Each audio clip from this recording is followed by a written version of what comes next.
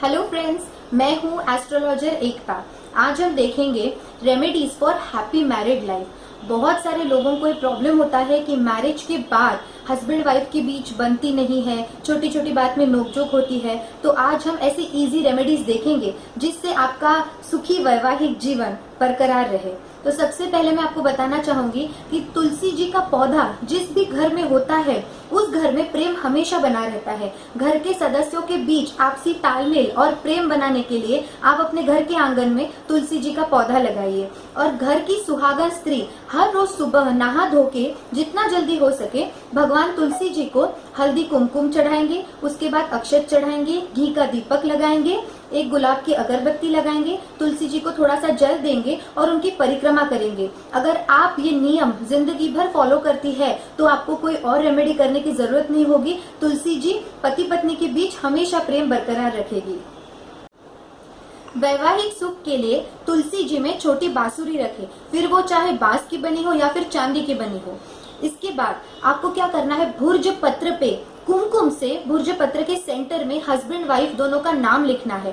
फिर कोई भी ज्वेलर के पास से एक छोटी चांदी की आप डिब्बी लेकर आइए। उस चांदी की डिब्बी में आपको गंगाजल भरना है और उसके बाद जो भुर्ज पत्र के ऊपर आपने हस्बैंड वाइफ का नाम लिखा था कुमकुम से, उसको फोल्ड करके उस डिब्बी में गंगाजल जो डाला हुआ है उसमें डुबो देना है। और उसके बाद वो डिब्बी का ढक्कन लगा के आपको तुलसी जी की जो कुंडी आती है उसमें गाड़ देना है। ये रेमेडी आपको फ्राइडे के दिन करनी है। इसके बाद आप धीरे धीरे देखेंगे कि हस्बैंड वाइफ के बीच में जो रिलेशन है वो बहुत ज्यादा मधुर बनते जाएंगे।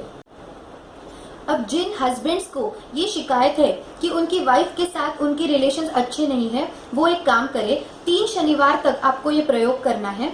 आपको क्या करना है, हनुमान जी के मंदिर से कोई भी गुरुजी जो मंदिर में होते हैं उन्हें बोलिए कि हनुमान जी का हमें सिंदूर थोड़ा सा निकाल के दे। उसके बाद आपको क्या करना है, 3 शनिवार को आटे का एक दीपक बनाना है। आटे के दीपक को थोड़ा सा हनुमान जी का जो सिंदूर आपने मंदिर से लाया था वो हनुमान जी का सिंदूर उस दीपक को लगाना है। उसके बाद आपको उसमें चमेली का तेल डालना है और फिर हनुमान जी के मंदिर में जाके आपको वो आटे का दिया जलाना है। उसके बाद 11 बार आपको हनुमान चालीसा का पाठ करना है और उसके बाद हनुमान जी से ये रिक्वेस्ट करनी है कि आपके बीच में जो भी मैरिटल लाइफ में डिस्प्यूट है वो खत्म हो जाए। और उसके बाद वहीं पे माथा टेके और वापस आ जाइए। 3 शनिवार के बाद आपको धीरे धीरे ये महसूस होगा कि आपके वाइफ के साथ रिलेशंस बहुत अच्छे होते जा रहे हैं। अब एक नुस्खा है वाइफ्स के लिए। जिन औरतों को ये लगता है कि उनके हस्बैंड बहुत ज्यादा शॉर्ट टेम्पर्ड है और उनके उस गुस्से की वजह से आप दोनों के बीच में छोटी छोटी खटपट होती रहती है, अनबन होती रहती है, तो पति का गुस्सा शांत करने के लिए आपको क्या करना है, ये प्रयोग आपको करना है शुक्ल पक्ष के पहले मंगलवार से लेकर 3 मंगलवार तक, मतलब अमावस्या के बाद जो मंगलवार आएगा उस मंगलवार से 3 मंगलवार तक आपको ये प्रयोग कंटिन्यू करना है। तो आपके हस्बैंड की जो एज है उस एज के बराबर आपको लाल मिर्ची के दाने लेने हैं। फॉर एग्जाम्पल अगर आपके हस्बैंड की एज है 24 तो आपको 24 लाल मिर्च के दाने लेने हैं। अब वो लाल मिर्च के दाने आपको मंगलवार के दोपहर 12 बजे तवे पे आपको जला देने हैं उसको। और ऐसा 3 मंगलवार को आप प्रयोग कीजिए। ये मेरे क्लाइंट्स का एक्सपीरियंस है और ये पर्सनल एक्सपीरियंस से मैं बताती हूँ कि हस्बैंड का गुस्सा धीरे धीरे ऑटोमेटिकली कम होता जाएगा।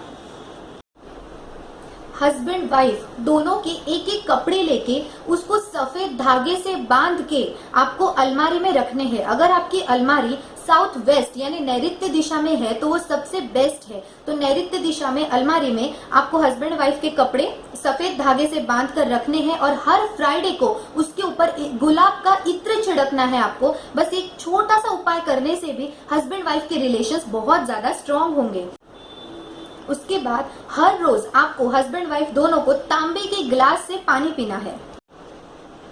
हस्बैंड वाइफ दोनों की फोटो एक दूसरे के ऊपर फेसिंग में आपको लगाने हैं, चिपकाने हैं, या फिर उसको पिंक या रेड कलर के रिबन से टाई करना है। उसके बाद बेडरूम के साउथ वेस्ट यानी नैऋत्य दिशा में वो फोटो को आपको रखना है और उसके ऊपर पिंक क्वार्ट्ज का जो क्रिस्टल आता है या पिंक रोज जो जिसे हम लोग बोलते हैं वो आपको उस फोटोग्राफ के ऊपर रख देना है। इससे भी धीरे धीरे आप देखेंगे कि आपके रोमांटिक रिलेशंस हस्बैंड वाइफ के बहुत अच्छे हो जाएंगे।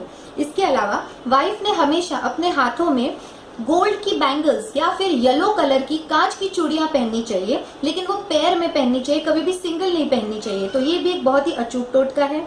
इसके अलावा हर मैरिज एनिवर्सरी को हस्बैंड वाइफ ने एक दूसरे को थोड़े से चावल और एक एक चांदी का कॉइन एक दूसरे को गिफ्ट करना है। आप एक पिंक कलर के पाउच में थोड़ा सा चावल और चांदी का कॉइन ले, एक दूसरे को वो हर मैरिज एनिवर्सरी को आप गिफ्ट कीजिए। उसके बाद देखेंगे कि आपके रिलेशन कितने स्ट्रांग होते जाएंगे।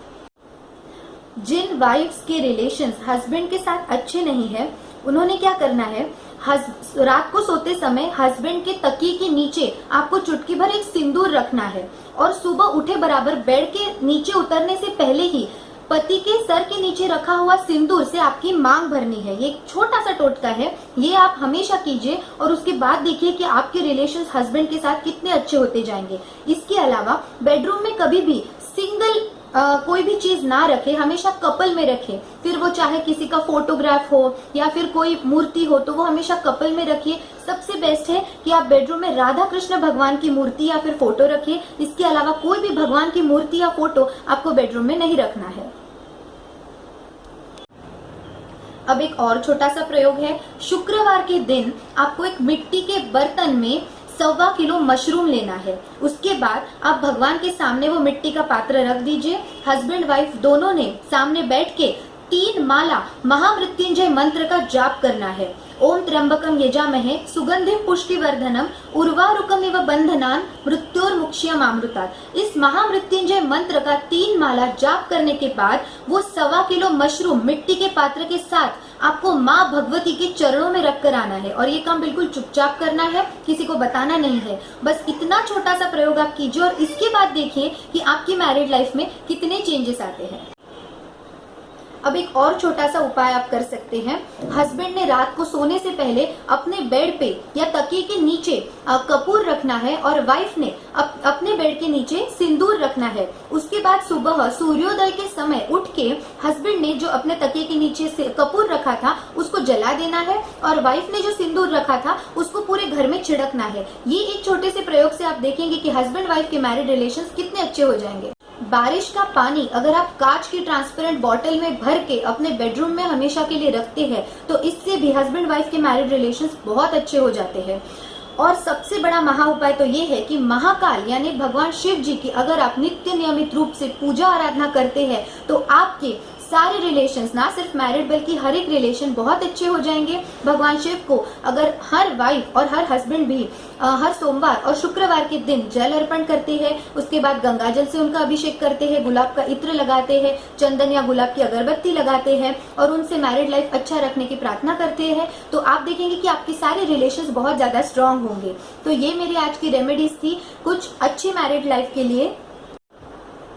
इनमें से जो भी रेमेडीज आपको इजी लगती है वो आप डेफिनेटली ट्राई कीजिए। 2 से 3 रेमेडीज से ज्यादा करने की कोशिश ना करें, आप उसको कंटिन्यू करिए, ज्यादा दिनों तक प्रैक्टिस कीजिए और उसका फर्क देखिए। कैसी लगी मेरी रेमेडीज मुझे जरूर बताइए। ekta.khudkar@gmail.com पे मुझे आपका रिप्लाई जरूर कीजिए।